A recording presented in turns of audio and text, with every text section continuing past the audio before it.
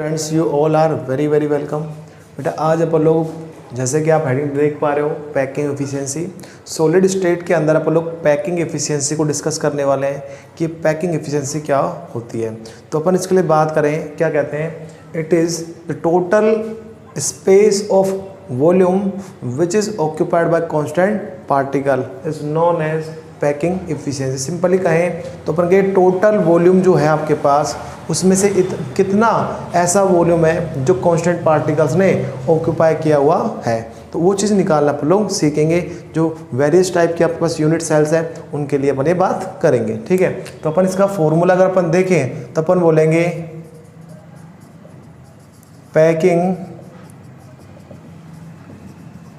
Packing efficiency. एक बात तो सुने, कभी कभी पूरा ना लिख करके अपन यहाँ से तो आ गया P और यहाँ से आ गया E, तो इसको शॉर्ट में क्या बोल देते हैं, PE बोल देते हैं, पैकिंग एफिशिएंसी बोल देते हैं। तो कैसे निकालते हैं, packing efficiency is equal to अपन बोलते हैं वॉल्यूम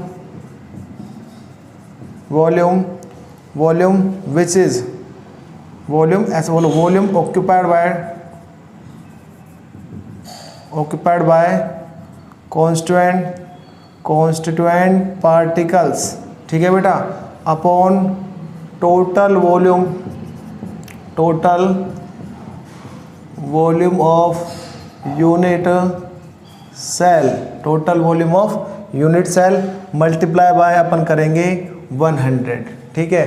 तो ये आपका क्या गया, फॉर्मूला आ गया पैकिंग एफिशिएंसी को कैलकुलेट करने के लिए। अब एक एक टाइप के जो आपके यूनिट सेल है उनको डिस्कस करेंगे, फिर आगे की बात करेंगे। तो आज अपन सबसे पहले बात करते हैं, फर्स्ट हेडिंग आपकी लगाते हैं क्या, पैकिंग एफिशिएंसी ऑफ सिंपल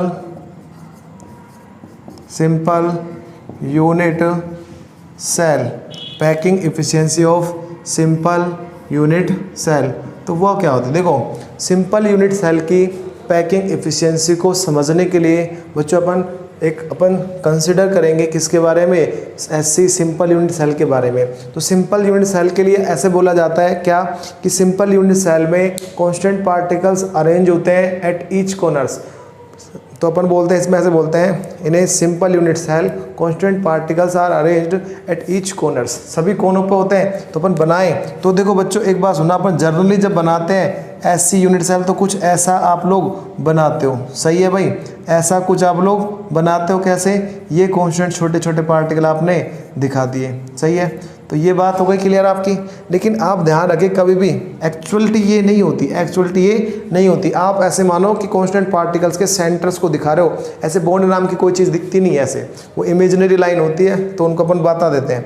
तो कभी जब आपको पैकिंग एफिशिएंसी की बात कर रहे हैं तो आपको ऐसे नहीं, आप यहाँ पर देखें सिंपल यूनिट सेल, तो आप इसको ऐसे इमेजिन कर सकते हो, 4 कंचे लो, 1 2 3 और 4 कंचे, उनके ठीक ऊपर 4 कंचे रखोगे तो जब जो 8 गोले आपस में एक दूसरे को टच करेंगे तो उनके सेंटर्स को आपस में मिलाएंगे ना, तब जाकर कैसे स्ट्रक्चर बनेगी। तो इनकी एक्चुअल जो पोजीशन होगी वो कैसे बनेगी, देखिए एक बार ध्यान से। आप बात करें एक्चुअल जब बनाते हो आप लोग, तो एक्चुअल में आपको कुछ ऐसे बनाना पड़ेगा। कैसे, आ जाओ देखते हैं। तो देखो ये आपने देखा, इसको 2 बराबर भागों बांटो और ऐसे गोला बना दिया ऊपर और एक गोला बना दिया नीचे। तो अपन बात करें, ये सेंटर है, सपोज करो ये सेंटर है, इस स्फीयर का सेंटर है, और स्फीयर से लेकर इसकी सरकमफेरेंस तक का जो ये डिस्टेंस है, ये इसकी परिधि तक की जो दूरी है, इसको क्या कहेंगे, R, और यहाँ से यहाँ तक क्या कहलाएगा, R कहलाएगा। और ये क्यूब जो है, ये क्यूब, इसकी जो डिस्टेंस है यहाँ से लेकर के यहाँ तक कि, इसको क्या बोलेंगे बच्चों, इसको बोलेंगे A। क्या बोलेंगे इसको, A।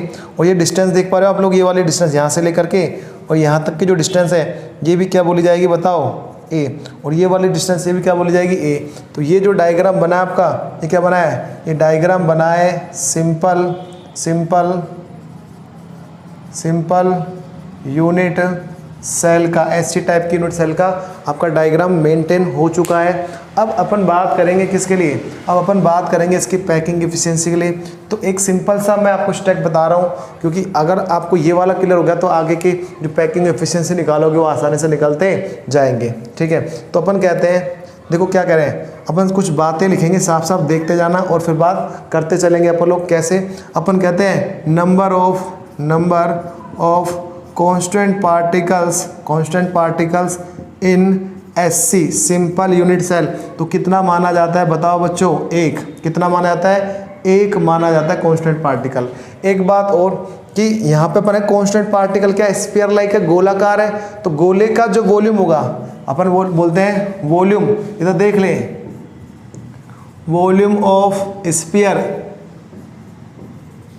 स्फीयर इक्वल टू क्या होता है 4/3 पाई आर क्यूब। ये वॉल्यूम ऑफ स्फीयर होता है। और कांस्टेंट पार्टिकल सारे कैसे होते हैं, स्फीयर लाइक होते हैं। तो अपन वॉल्यूम को स्फीयर का वॉल्यूम काम में लेने वाले हैं। तो अपन ने बोला number of constant particle in SC बोला एक, और सारे कांस्टेंट पार्टिकल कैसे स्फीयर लाइक है, तो अपन बोलेंगे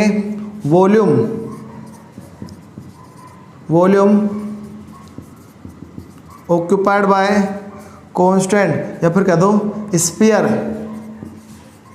sphere like constant particles.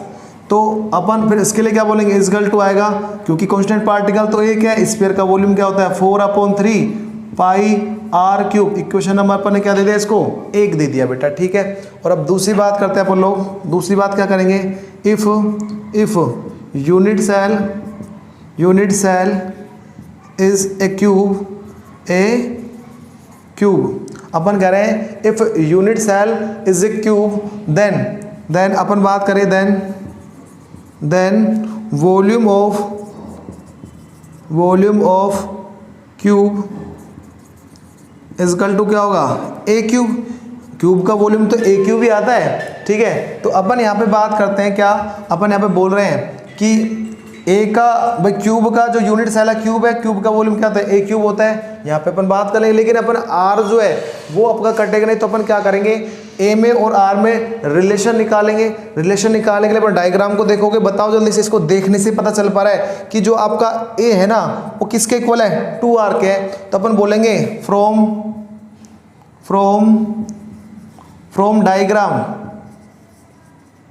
Diagram आप बात करोगे, ए जो है हमारा बराबर होता है किसके, 2r के बराबर होता है। देन अपन बात करें, चलो एक काम करते हैं, इसको दे दिया इक्वेशन नंबर 1 और इसको दे दिया इक्वेशन नंबर 2 और इसको दे दिया क्या, इसको तो अपन बात करते हैं ए ही रहने देते हैं। अब कहते हैं पुट द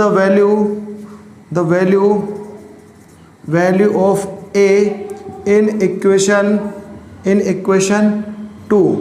देन तो बात करते हैं अपन क्या होगा, अपन बोलेंगे volume of cube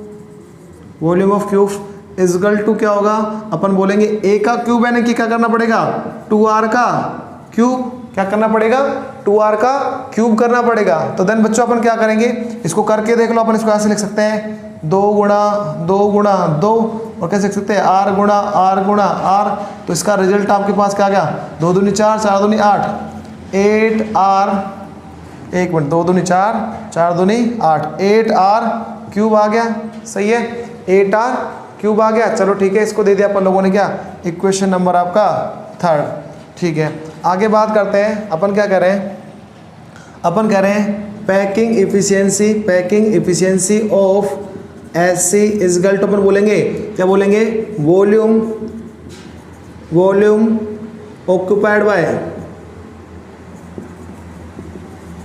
occupied by constant particles upon total volume of unit cell. ठीक है, मल्टीप्लाई बाय अपन ने क्या किया 100, इक्वेशन नंबर 4 मल्टीप्लाई कैसे किया 100 से, और क्या कह दिया इक्वेशन नंबर 4 कह दिया। उसके बाद अपन बाकी की बातें करते हैं। बाकी की बातें क्या है, थोड़ा सा इधर करते हैं अपन लोग, अपने पास स्पेस बचा हुआ है इधर, कोई दिक्कत नहीं। अपन बोलेंगे क्या कर रहे हैं, फ्रॉम इक्वेशन कौन कौन सा काम का इक्वेशन है, 1 और उसके बाद कौन सा वाला 3rd और 4 बोलेंगे from equation 1, 3rd and 4th।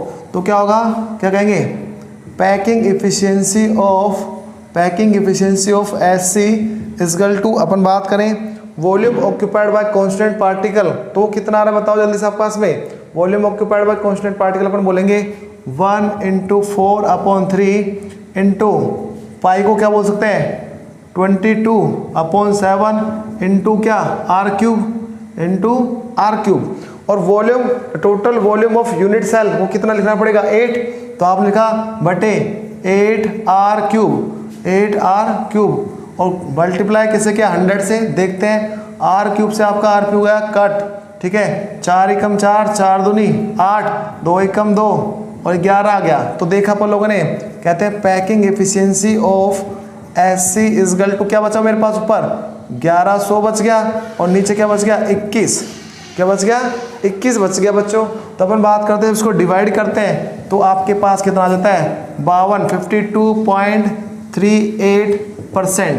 और इसको बोल सकते हैं और 52.4% अप्रोक्स।